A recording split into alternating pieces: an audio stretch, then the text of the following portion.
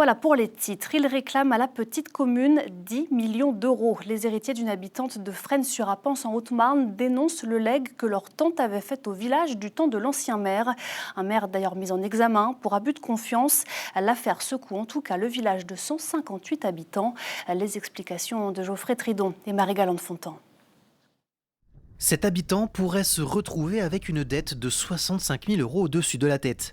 Les 157 autres résidents de Fresnes-sur-Apens seraient eux aussi susceptibles d'être mis à contribution.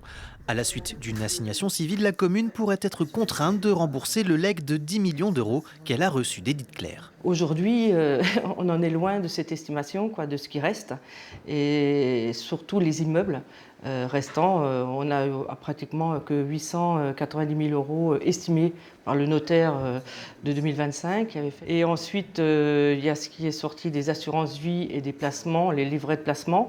Donc là, on est à peu près à 3 millions. 9 héritiers d'Edith Clerc réclament aujourd'hui cette somme. Ils remettent en cause la validité de ce testament. Selon eux, tout aurait été manigancé pour les tenir à l'écart de leur tante depuis 2016. Toutes les démarches qu'ils ont faites et qui se sont avérées, en fait, qui s'expliquent maintenant par la situation, peuvent être documentées. Ils les ont versées au dossier pénal.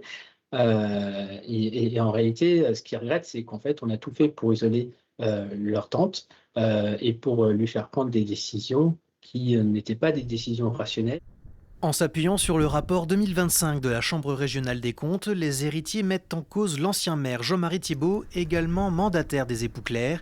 Il a été mis en examen pour abus de confiance au préjudice d'une personne vulnérable et pour soustraction. Nous l'avons contacté, mais il ne souhaite pas s'exprimer. De son côté, l'avocat de la commune soulève 2 interrogations. Que sont devenus les fonds et comment justifier le montant aujourd'hui réclamé? On est dans une donation très importante, mais dans un premier temps, il va falloir me dire effectivement où sont les 10 millions, à quoi correspondent le patrimoine de la défunte. Aujourd'hui, je n'ai rien.